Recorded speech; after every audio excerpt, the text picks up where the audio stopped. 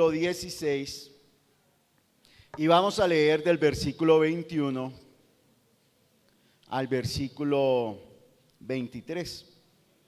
Desde entonces comenzó Jesús a declarar a sus discípulos que le era necesario ir a Jerusalén y padecer mucho de los ancianos, de los principales sacerdotes y de los escribas, y ser muerto y resucitar al tercer día.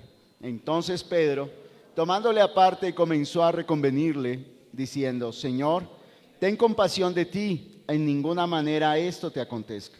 Pero él, volviéndose, dijo a Pedro: Quítate delante de mí, Satanás, me eres tropiezo, porque no pones la mira en las cosas de Dios, sino en la de los hombres. Amén. Próximamente seguiremos con los versículos, pero hoy vamos a pedirle al Señor que ajuste nuestra mira. ¿Alguna vez han usado un arma como deporte, no? Pero toda arma tiene una mira, y la mira lo que le indica es a dónde va a ir el disparo. Y hoy que la palabra ayude a que nuestra mirada, nuestra intención, nuestro deseo esté apuntando a lo eterno, a lo celestial, a lo que permanece para siempre.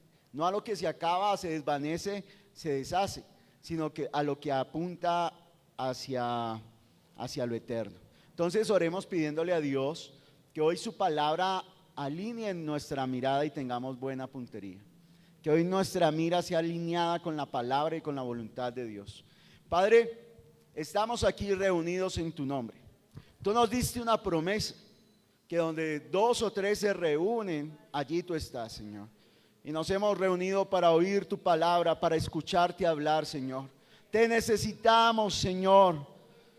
Los que estamos aquí presentes y también los que están ahí a través de las redes, nos hemos dado cita para escuchar tus palabras, ese fruto, Señor, que sale de tus labios, esa palabra que es eterna, esa palabra que es viva, esa palabra que transforma.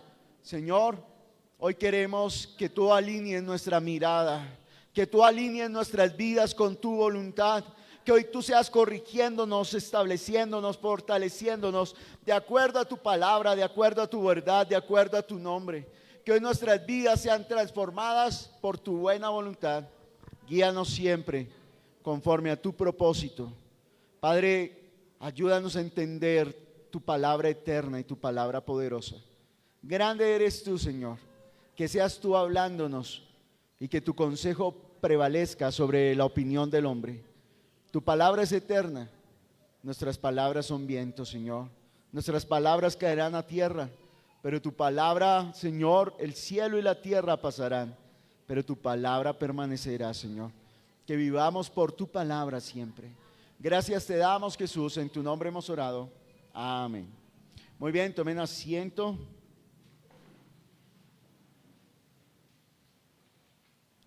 Quiero agradecer al Señor por su vida, por su servicio. Gracias de verdad. Los que no han ido a conocer la estructura del terreno, allá está.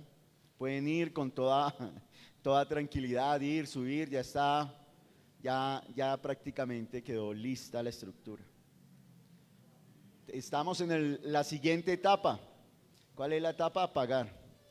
Así que los invitamos, de verdad, gracias por todos los que Dios ha movido en su corazón para apoyar esta obra. Por favor, no deje de hacerlo, no dejemos de hacerlo, sino de seguir apoyando. Y ya viene la otra etapa de colocar, dicen en términos,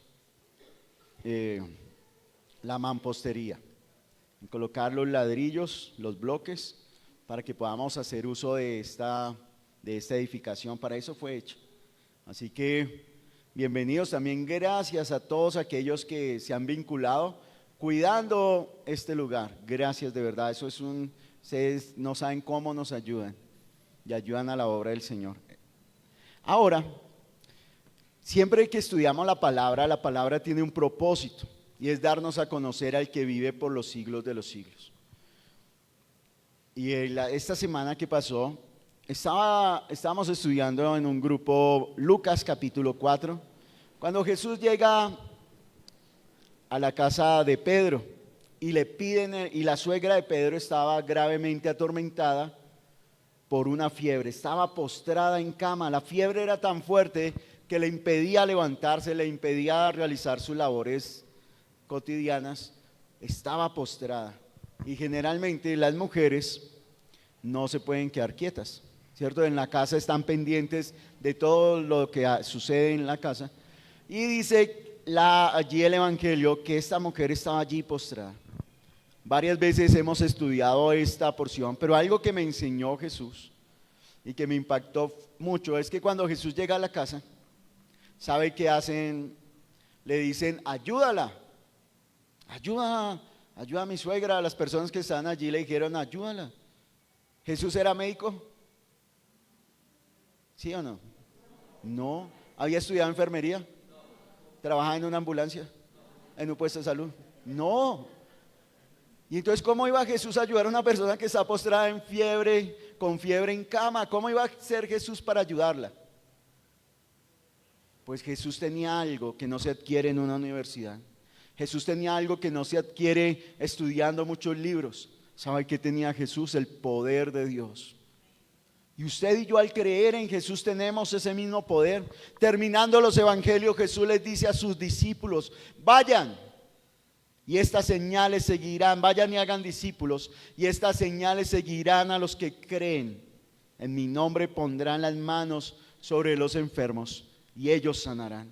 Así que cuando a una persona lo llame enfermo y le diga, Señor, le diga, ay, es que necesito que me ayude, y usted le dice, ¿a qué EPS está afiliado? Le llama una ambulancia, le pide un taxi, ¿lo acompaño? No, usted tiene algo con que ayudarlo, algo más grande que la medicina. No quiere decir esto que vamos a colocar a un lado la medicina y la ciencia, no. Pero usted tiene algo más grande y es el poder del Señor. Usted puede en el nombre de Jesús ir y orar por esa persona para que sea renovada su salud, para que sea fortalecida.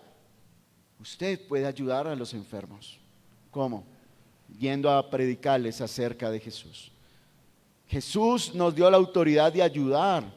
Y aquí en Mateo capítulo 16 nos está diciendo lo siguiente. Dice, hace 8 días aprendimos quién es Jesús. Y yo quiero que usted se pregunte hoy, ¿quién es Jesús? Jesús le va a decir, es el mismo Jesús el que le va a preguntar, ¿quién soy yo? Imagínese a Jesús ahí al lado suyo diciéndole al oído, ¿quién soy yo? Porque si yo le pregunto a Alex, ¿quién es Jesús? Él me va a decir todo lo que ha conocido de Jesús, el Hijo de Dios, el Salvador del mundo. Pero cuando Jesús mismo me pregunta, ¿quién soy yo? Eso es más profundo. Y aquí está el Señor y el Señor le está preguntando, ¿quién soy yo para usted? ¿Yo qué represento en su vida? ¿Cuántos años caminamos juntos y me conocen? ¿Quién soy yo? ¿Hasta dónde me conocen? Y entonces dice Jesús en los versículos anteriores, les preguntó, ¿qué dicen a sus discípulos? ¿Qué dicen la gente que soy yo? Y cada uno tenía una opinión de que era un hombre enviado por Dios, de que era un profeta, de que traía el mensaje de Dios. Pero les dijo, ahora ustedes que caminan conmigo.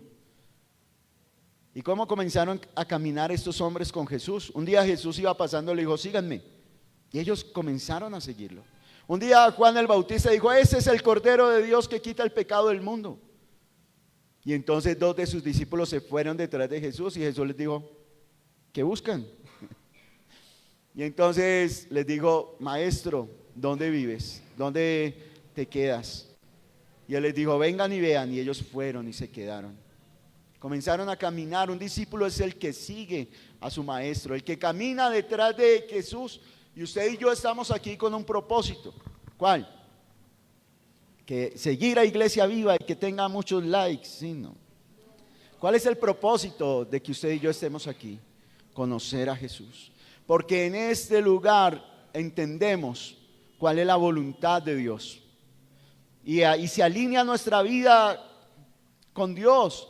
Porque el mundo va a mostrar un Dios el que se rebaja al hombre. Un Dios que el hombre puede manipular, puede convencer, puede sacar dinero y decirle, traiga una semilla y pruébelo, y si usted va a ver cómo Dios le responde. Si vamos a hacer negocios con Dios, no. La Biblia nos muestra que Dios es más grande que los cielos de los cielos de los cielos, y nada lo puede contener. Pero Él, por amor a usted y por amor a mí, tomó forma de siervo para mostrarnos su amor, su misericordia y volvernos a alinear, volvernos a llevar a comunión con Dios. Y entonces, en esa respuesta, Pedro, por revelación de lo alto, le dice, ¿tú eres quién? El Cristo. ¿Usted sabe qué significa Cristo? El que ha sido ungido, el que Dios designó para salvar al mundo, el Dios que se hizo carne. Por eso en Isaías, cuando dice, y hace 8 días lo leyeron, dice acerca de quién es Jesús. Es que para eso usted y yo vinimos a este lugar, a conocerlo a Él. Él es eterno, porque usted puede aprender aquí a ser buen padre, buena madre, buen hermano, buen amigo, a llevar sus finanzas. Usted puede aprender eso. ¿Podríamos enseñar eso desde acá? Sí, pero eso no le da la vida. Eso se acabará con esta tierra. Pero cuando usted y yo conocemos al Eterno, al Dios, nuestras vidas, dice la palabra que van en aumento, van en ascenso, conociendo quién es Él. Cuando esta palabra, cuando usted escucha la palabra aquí y eso lo lleva a conocer a Jesús, su vida no puede seguir en línea recta, porque nosotros no vamos hacia abajo. La vida de fe va hacia arriba, a encontrarnos con Él en las nubes, porque Él lo prometió, que los muertos en Cristo resucitarán, serán levantados y nos encontraremos con Él. Esa es nuestra vida de fe, cada día conocer y tener fe, caminar con Él, conociendo su palabra, su verdad, sabiendo que aunque pasemos por las muchas aguas, estas no nos ahogarán, que aunque caminemos en valle de sombra de muerte, no vamos a temer, porque Él va con nosotros. Vamos a pasar por momentos difíciles, fuertes, pero el Señor está ahí. Y a eso hemos venido, a conocer quién es el que se revela a través de su palabra, quién es el que nos salvó. Y saben que aunque Jesús le preguntó a sus discípulos, habían 12, solo uno se atrevió a responder. ¿Quién? Pedro. ¿Y por qué Pedro respondió? Porque recibió la revelación de parte de Dios de quién es Jesús.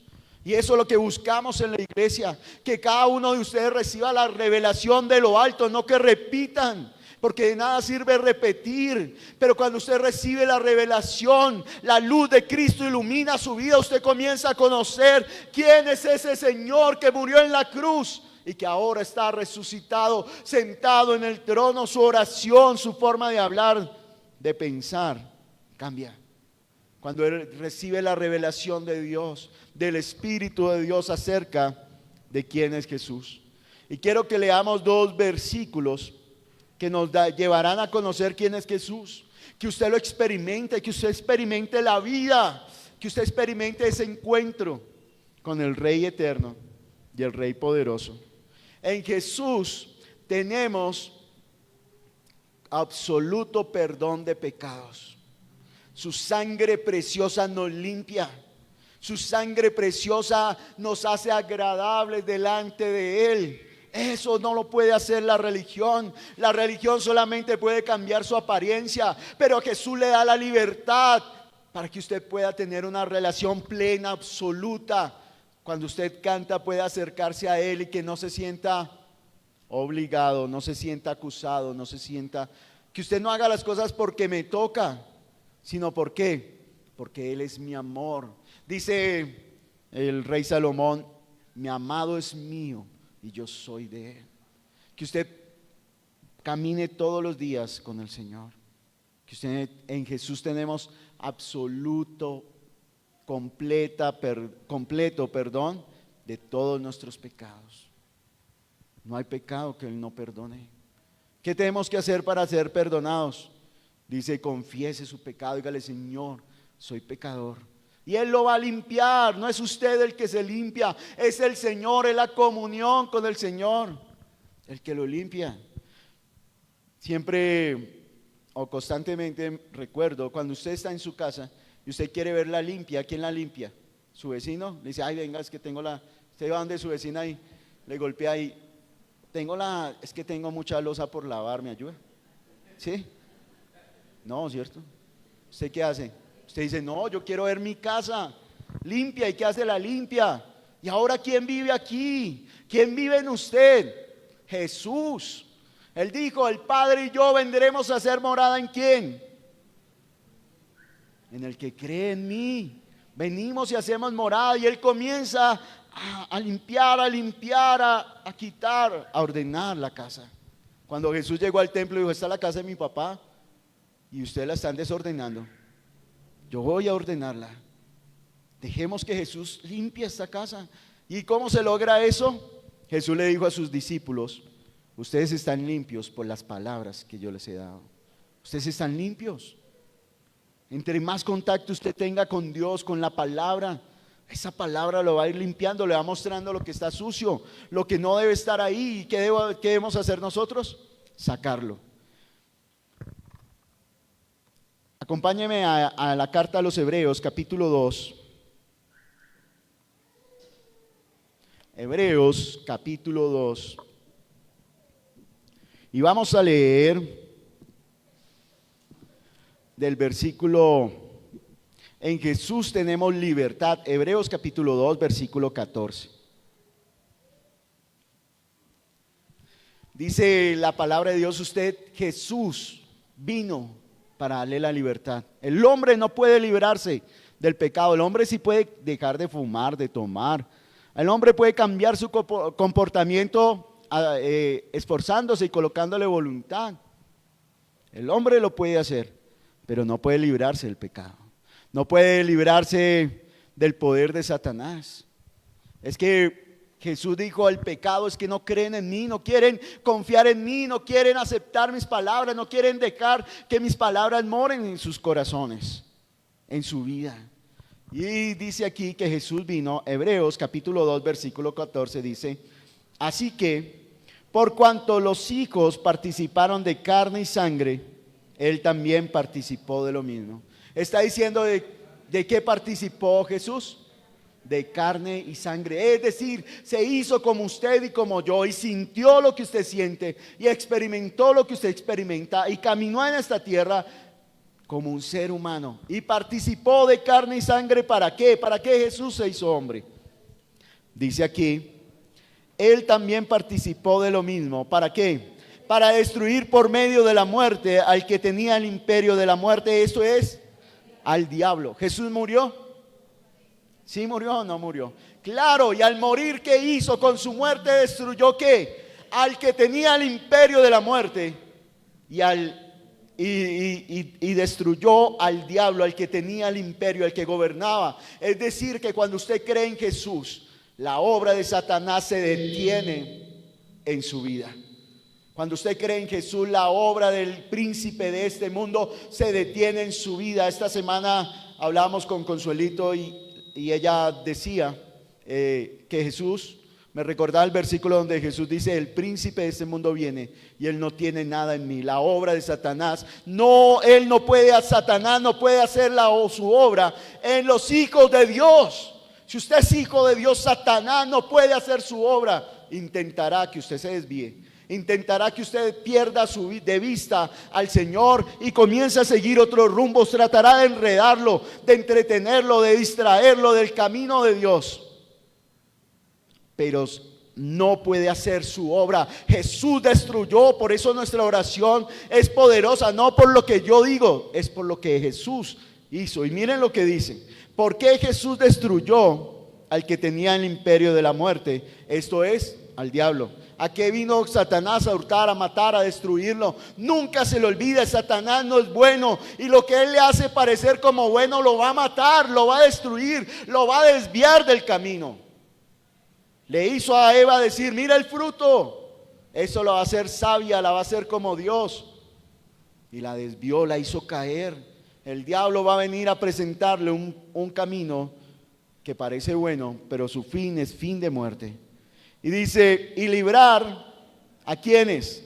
A todos los que por el temor de la muerte estaban durante toda la vida sujetos a ¿qué? Eran esclavos. ¿De quién? Del diablo, porque tenían miedo. Pero Jesús vino y deshizo la obra de Satanás. Que en esta mañana su vida, los que están ahí conectados, que toda obra que Satanás quiera hacer en sus vidas sea deshecha, sea quitada, sea rota, porque esa es la obra de Jesús. Él vino a deshacer las obras del diablo. Porque ciertamente no socorrió a los ángeles, sino que socorrió a la descendencia de Abraham. Miren, en Jesús tenemos completa libertad, completa y absoluta libertad. Por eso usted y yo podemos orar con toda confianza y podemos venir delante del Padre. Y la obra de Jesús estará haciéndose en nuestra vida.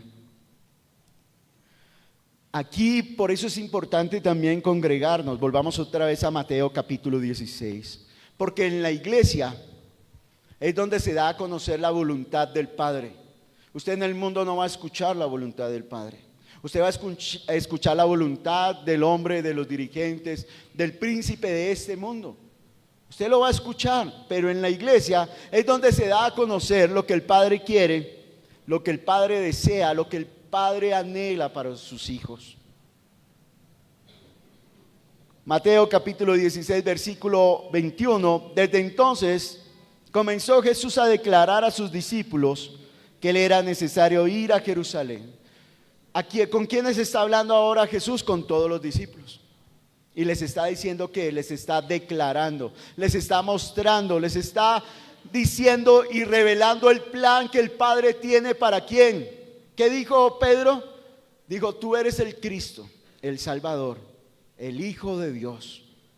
Imagínese, usted cuando los sabios de Oriente vinieron a buscar al rey, ¿a dónde fueron a buscarlo? Al palacio donde viven los reyes. ¿Pero lo encontraron allí? No, ¿dónde lo encontraron? En el pesebre. Porque Jesús está dispuesto para toda la humanidad, para todo aquel que quiera acercarse. Y entonces, usted y yo nos imaginamos un plan. Si usted, levante la mano aquí los papás. Usted cuando piensa en su hijo, ¿en qué piensa? Usted piensa, uy, mañana que sufra, para que aprenda, ¿sí? O usted le dice, o ¿qué piensa para su hijo? Usted piensa, ay Señor, guarda su corazón. Cuando yo oro por mi hijo, yo digo, Señor, que él no sea parte de ti, que él cumpla el propósito que tú tienes. Revélate, guarda su corazón de que lo lastimen las mujeres. Guarda su vida, Señor, que no lo hagan tropezar. Yo oro por mi hijo y yo no quiero que sufra. Yo creo que usted también, ¿no? Claro, todos queremos. Pero mira el plan de Dios para su hijo. Mire lo que Dios planeó el Padre y lo dijo 600 años antes, entre 600 y 700 años antes de que apareciera Jesús. El Padre ya lo había dicho. Mire el plan que el Padre tenía para su hijo, el Hijo de Dios. Miren lo que dice aquí. Y Jesús se lo está revelando a sus discípulos. Mire, eso es lo que el Padre escribió y esto es lo que el Padre tiene para mí. Esto es lo que va a suceder. Y no porque Él quiera, es porque el Padre lo dijo. Dice, desde entonces, que le era necesario ir a Jerusalén y padecer mucho. ¿De quién? O sea, Jesús iba a ¿qué? A sufrir mucho. ¿Usted quiere que su hijo sufra? Y a veces con ese mismo pensamiento venimos delante de Dios, Señor, es que ¿por qué me está pasando a mí? ¿Por qué a mí? Todo me toca a mí. ¿Y por qué sufro tanto? ¿Y por qué me duele? ¿Y por qué tengo que pasar esta situación? ¿Y por qué? ¿Y por qué? Pero el Hijo de Dios tenía que padecer mucho. Era el plan, sufrir mucho. ¿En manos de quién? ¿De los adoradores de Satanás? No. ¿De quién? ¿De los endemoniados? No, mire lo que dice. Y padecer mucho de los ancianos, de los principales sacerdotes y de los escribas. ¿Quiénes iban a matar, a torturar, a hacerle la vida difícil a Jesús? No era el diablo. Eran los que pensaban que eran aprobados por Dios y tenían un alto concepto, se creían justos por sus propias obras. Y a ellos fue que usó Satanás para darle muerte al Hijo de Dios. No fue a los que lo adoraban a Él. Eso no nos lleva a reflexionar acerca de, hoy debemos examinar nuestro corazón. Porque Jesús es chévere cuando nos sana, Jesús es bueno cuando nos libera, Jesús es bueno cuando experimentamos su presencia, pero cuando nos corrige, cuando nos muestra la maldad, cuando nos comienza a disciplinar, entonces Jesús ya no es tan bueno. Entonces yo prefiero hacerme un lado. Y usted va a ver en los evangelios cómo cuando Jesús les confrontaba a la gente con su pecado, muchos que se creían buenos se apartaban y querían matarlo. Y planearon cómo matarlo y se propusieron a destruir su vida. Porque no era el Dios que ellos querían. No era el Dios que les daba todo lo que pedían. Era el rey que vino a mostrarles que su reino no era de este mundo. Y entonces aquí Jesús les está declarando lo que el Padre ha determinado hacer con su vida. Y dice, y después, y ser muerto y resucitar al tercer día. Y usted se preguntará, ¿y dónde está eso? Isaías capítulo 53. Dice que como cordero no abrió su boca. Varón experimentado en quebrantos y en dolores. Y si usted está pasando por un dolor, Jesús es experimentado, tiene experiencia. Usted puede acudir a Jesús y dejar que Él lo guíe, dejar que Él le enseñe. Pero no piense que por estar pasando por ese momento Dios lo abandonó. Jesús tenía claro el plan del Padre para su vida. Jesús tenía 30 años aproximadamente, estaba joven, podía hacer una familia, podía hacer lo que Él quisiera, tenía la fuerza en su cuerpo, en su mente. Pero Él decidió hacer la voluntad del Padre, morir. Y se lo estaba diciendo a sus discípulos, sufrir mucho. Decidió hacer la voluntad del Padre. Él podría tener muchas expectativas, muchos planes. No se casó, no tuvo una familia. Él hubiera podido anhelar y desear eso, pero ¿qué decisión tomó? Hacer lo que el Padre quiere que yo haga. Y por eso en la próxima predicación hablaremos qué significa seguir a Cristo. Y entonces usted no tiene que sufrir de la misma manera que sufrió Jesús. Jesús ya sufrió. Jesús ya murió. Ahora usted y yo, ¿qué debemos hacer? Es vivir para el Señor, dar nuestra vida y hacer su voluntad. Y resucitar al tercer día. Imagínese, este hombre, Pedro, recibió la revelación del cielo. Porque el que le reveló quién era Jesús, el que tenía al frente, que era más que un hombre, más que un mensajero, era el Hijo de Dios. Y llamarán su nombre Emmanuel, Dios con nosotros. Y entonces, cuando Pedro escucha esto, miren lo que hace Pedro. Dice, entonces Pedro, tomándole aparte, comenzó a reconvenirle. Entonces Pedro le dijo, perdón. Y se llevó a Jesús. Le dijo, Jesús, ¿qué le pasa? No, ¿usted cómo cree que el cielo va a querer eso para su vida? Si usted lo que quiere es bendición, dinero, que su cuenta se llene de plata, que usted sea sanado, que no tenga problemas. Jesús, no. Yo recibí la revelación del cielo, ahora yo la tengo. Imagínese lo que este hombre está haciendo. Y a veces usted y yo recibimos la revelación de la palabra y cuando nos acercamos a Dios, intentamos decirle, Señor, un momento, ese plan no me gusta, yo tengo una mejor idea, yo tengo una solución diferente a la tuya, porque hemos recibido la revelación que viene del Espíritu. Un discípulo es el que sigue a su Señor. Si su Señor va para la derecha, él va para la derecha. Si su Señor ora, el discípulo ora. Si el maestro canta, el discípulo canta. Si el maestro echa fuera demonios, el discípulo echa fuera demonios. Pero aquí Pedro abandonó su posición ¿Cuál era la posición de Pedro? Ir atrás, muy bien, seguirlo. Ir atrás o ponerse delante de Jesús. Seguirlo. ¿Y qué hizo Pedro? Se puso delante y le dijo, venga, hablamos. Te estás equivocando, Jesús. Que el cielo no quiera esto. ¿Cómo que el cielo no quiera? Si el Hijo de Dios les está diciendo esto es lo que el Padre ha determinado para mi vida. Y dice que cuando llegó el momento dijo, ha llegado la hora. Y afirmó su frente y fue. ¿Y cómo fue? Triste y dijo, es que me toca. Es que tengo que hacerlo porque si no, ¿quién más? Todo yo, ¿sí? No, dice que con gozo, porque iba a satisfacer la voluntad del Padre. Iba a hacer lo que el Padre quería que hiciese. Y entonces, Pedro, abandonando su posición, lo lleva a un lado a solas.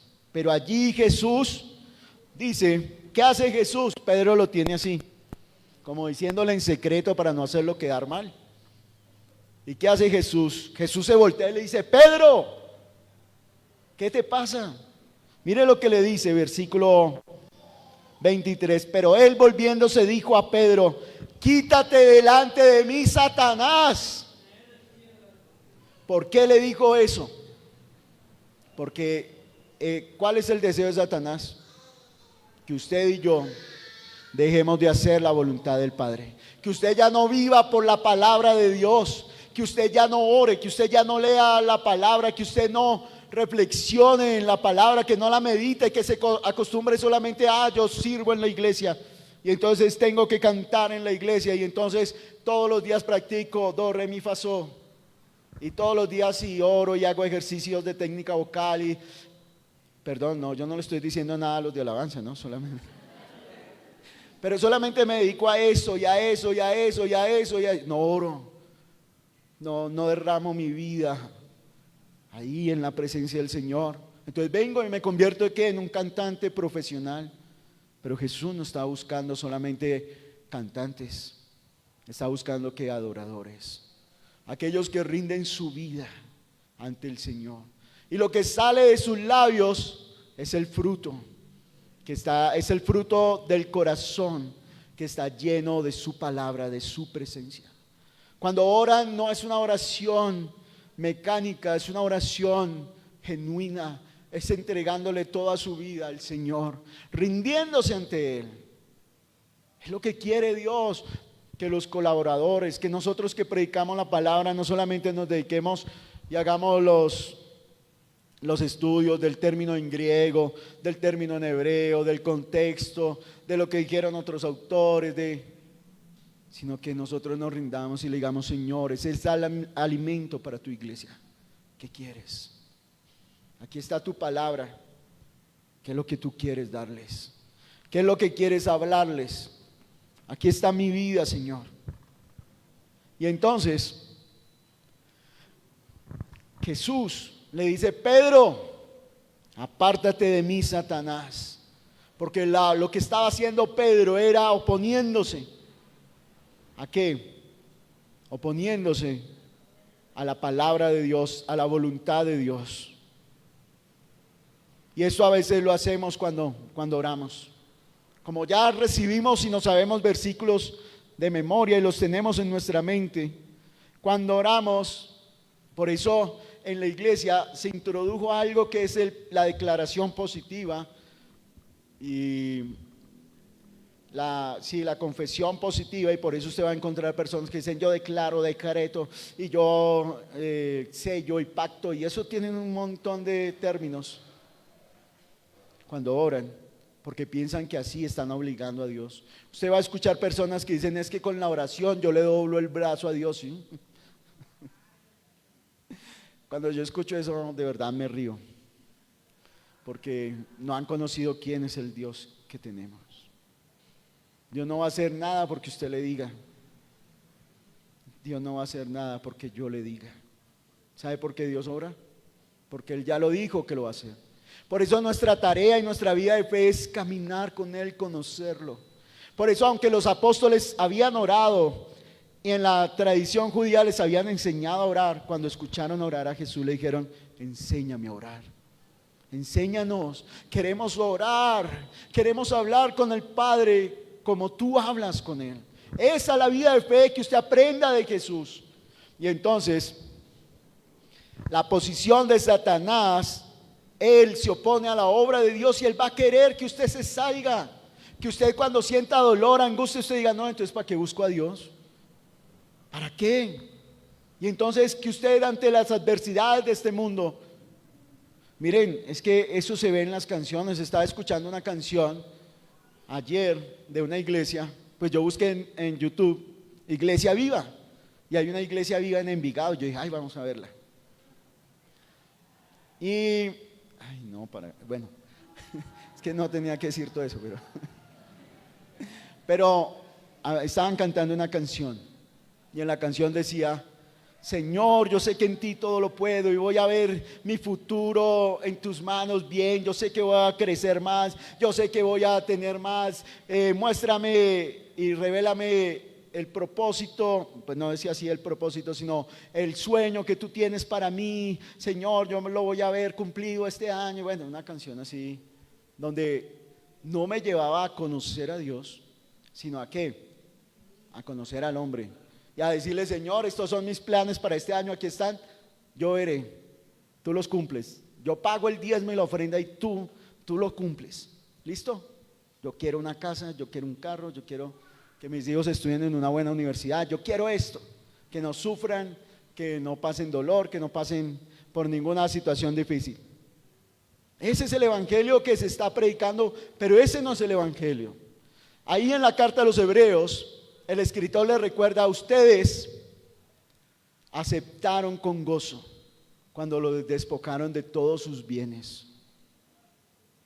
En la carta a los Filipenses, allí el apóstol Pablo les recuerda de que al sufrir por Cristo están siendo transformados y su fe está siendo fortalecida. El apóstol Pedro lo va a decir allá en su carta, va a decir: porque puesta a prueba vuestra fe, más preciosa que el oro, va a salir, va a dar honra y gloria al Señor. Y entonces cuando Pedro se lleva a Jesús, miren, Pedro ahí utiliza una palabra y dice: entonces Pedro, tomándole aparte, comenzó a reconvenirle. ¿Cuántos de ustedes usan esa palabra hoy en día? Venga que lo voy a reconvenir, ¿sí? Cuando un papá va a corregir a un hijo, ¿qué le dice? Venga para acá. Eso fue lo que hizo Pedro. Pedro comenzó a exhortarlo, a corregirlo fuerte. O sea, imagínense la posición en que se puso Pedro, corregir a su Señor. Y entonces Jesús le dice: apártate de mí, Satanás, me eres tropiezo. En otras traducciones de esta palabra, ¿qué dice? No dice apártate de mí, sino vuelve a tu lugar. Hazte detrás de mí, Satanás. Vuelve atrás de mí, porque me eres tropiezo. ¿Qué le está diciendo a Pedro? Pedro, esa no es su posición. Vuelva. No tome la posición del diablo. Es que cuando allá en el cielo estaba el ángel, estaban todos los ángeles, Dios le entrega la potestad al ángel de Jehová. Y estaba Luzbel. Y Luzbel era encargado y era un querubín grande, protector. Eso usted lo puede leer en Isaías. Y dice que a él le dio una posición, pero él dijo: uy, ¿cómo así? Yo soy un querubín, él es un ángel, con nada mayúscula. Él es un ángel, el ángel de Jehová. ¿Cómo va a ser el ángel de Jehová? ¿Cómo yo, un querubín? Entonces comenzó a decirle: venga, mire, yo voy a llegar a lo alto. Yo voy a crecer, yo no me voy a quedar aquí. Yo voy a hacer mi trono al lado del trono de Dios. ¿Usted quiere seguirme o se va a quedar siguiendo a ese Dios? Y comenzó a hablar con los ángeles y los convenció. Convenció a las 3/4 partes de los ángeles. Él no se conformó en hacer la voluntad del Padre. Y llevó a otros a que dejaran de hacer la voluntad del Padre. Y dice que fueron expulsados. ¿No quieren hacer la voluntad de Dios? Entonces, aquí no es su lugar. Y los expulsaron. Los expulsaron del cielo. Y Él vino a la tierra también, ¿a qué? a que usted no haga la voluntad del Padre, a que yo no viva por la palabra del Señor, sino que viva por lo que Él quiere hacer. Que yo siga el deseo de Él, que yo sienta aquí. Por eso en la iglesia no hablamos de lo que yo pienso, de lo que a mí me parece, de lo que yo deseo, no. Aquí hablamos del deseo del Señor, de su voluntad. Por eso nosotros no nos colocamos en la posición de Jesús cuando nos preguntan ¿quién es el pastor de la iglesia? Entonces nosotros decimos es Jesús, porque realmente nosotros seguimos detrás de Él. Y la gente dice, no, en serio, ¿quién es el pastor de la iglesia? Porque la iglesia tiene un Señor que es Jesús. A Él le pertenece. Usted y yo le pertenecemos a Él. Ustedes no me pertenecen a mí. Ustedes no le pertenecen al pastor John. Ustedes le pertenecen a Jesús. ¿Cuál es nuestra tarea del pastor John y la mía? Cuidarlos, apacentarlos, que no se pierdan. Que el lobo cuando venga a molestarlos salga huyendo, salga corriendo. Y entonces Jesús les dijo a sus discípulos, pero él volviéndose dijo a Pedro, quítate delante de mí, Satanás, me eres tropiezo, porque no ponen la mira en las cosas de Dios, sino en las de los hombres. ¿En qué posición está usted hoy delante de Dios? Cuando usted ahora está aconsejando a Dios acerca de su vida. En una ocasión estábamos en Puerto López. Cuando nosotros decidimos hacer la voluntad de Dios, cuando Él nos llamó para que fuéramos a pastorear la iglesia, los que tenían fe se emocionaron, se alegraron, porque estábamos renunciando a todo para ir allá, a llevar la palabra de Dios. ¿Cuáles eran los privilegios que teníamos? Ser siervos de Dios. ¿Teníamos un contrato a término indefinido? No. ¿Teníamos un lugar donde vivir? No, allá no. ¿Teníamos prestaciones, vacaciones, primas legales, extralegales? No. Nosotros renunciamos aquí al trabajo para ir allá. Los que tenían la fe, los que conocían al Señor se alegraron. Los que no, nos digan ustedes están locos. Es la peor decisión que usted puede tomar. Y aún estando allá haciendo la voluntad del Padre, haciendo la voluntad de Dios, nos decían, devuélvanse, esto aquí no hay nada, ustedes no, ¿qué vinieron a hacer acá? Están desperdiciando su vida, ustedes están locos, ¿cómo? O sea, y siempre era eso, no, devuélvanse. ¿Cuál era el deseo de nosotros? Dar a conocer el mensaje del Señor, y eso fue lo que hicimos. ¿Por qué nos devolvimos? ¿Cambió el deseo de nuestro corazón? No, sigue siendo el mismo. Pero ¿sabe cuál es por qué nos devolvimos? Porque ya Dios dijo, ya ustedes hicieron lo que tenían que hacer, ahora regresen. Nos tiene sirviendo en este lugar. Y cuando llegamos a este lugar, muchos de los que están aquí son testigos, no llegamos diciendo, somos los super pastores, o somos los siervos de Dios así, no. ¿A qué llegamos? A servir. Y seguiremos sirviendo hasta el día que Dios nos llame. ¿Cuál es el deseo de su corazón? ¿Por qué usted quiere participar en la alabanza, en los ministros de culto, en los colaboradores, en la iglesia infantil, en los jóvenes? ¿Por qué? Muy bien, Rubén Darío. ¿Por qué quiere? ¿Cuál es el deseo de su corazón? Que lo reconozcan. Esta semana decía, no, es que usted sale en YouTube, es famoso. Yo no. El famoso es Jesús. Yo no quiero. Es que cuando usted entra al Evangelio, hay alguien que debe mostrarse y hay alguien que debe verse, y es Jesús. El propósito de lo que hoy está diciendo Jesús para usted y para mí, ¿cuál es? Que alineemos nuestra vida, que hoy nuestro corazón sea corregido y que decidamos hacer la voluntad del Padre antes que mi voluntad. Que si el Señor me pide algo, yo sea capaz de entregárselo y decirle, Señor, aquí estoy. Señor, me rindo a tus pies. Mi vida es para ti y todo lo que hacemos, lo hacemos para tu honra y para tu gloria. Y dice aquí que Jesús, ¿por qué reprendió a Pedro? ¿Se acuerdan? Pedro lo estaba haciendo en privado. Jesús lo hace públicamente. ¿Por qué? Porque está en peligro los otros apóstoles. Miren, todo el plan de Dios, la Biblia dice que la voluntad de Dios es buena, agradable y perfecta. Todo lo que Él decide hacer es bueno. Por eso, como iglesia, debemos permanecer en su voluntad. El día que aquí se haga mi voluntad, es mejor que se vaya y que busque al Señor, porque aquí en la iglesia se hace la voluntad y el deseo del Padre, no la voluntad del hombre. Y no tenga temor si está sufriendo por llevar el evangelio. Jesús lo dijo: si esto hacen con el árbol, ¿qué no harán con las ramas? Si a mí me persiguen, a ustedes los van a perseguir. Si de mí hablan mal, de ustedes van a hablar mal. ¿Por hacer cosas malas? No, por llevar el evangelio. Por eso la vida de fe, usted y yo no podemos conformarnos a llevar una vida de fe normal y tranquila. No, el reino de los cielos es eterno y es poderoso. Usted y yo debemos todos los días, Señor, no acomodarnos, no amoldarnos a este mundo, sino caminar de acuerdo a la voluntad de Dios. Y si está sufriendo, no piense que Dios lo abandonó. Si está pasando por un momento fuerte, difícil, no piense que usted está en pecado, porque la mayoría de las personas de la iglesia intentan. No, una parte, mentiras. No soy, cuando digo iglesia, no me refiero solamente a Iglesia Viva, sino a la iglesia en general. Cuando una persona está sufriendo, es que usted quién sabe lo que hizo. Es que eso le pasa, por ahí tiene su pecado oculto. Su corazón está malo. No, usted y yo no somos nadie para juzgar. Lo que sí podemos es ayudar a esa persona y permitir que Dios sobre y transforme. La iglesia es el lugar donde nos encontramos con Dios, conocemos su voluntad y decidimos vivir por lo que Él dice. Este hombre que le dijo aquí a Jesús, Pedro, que el cielo no permita que sufras, Señor.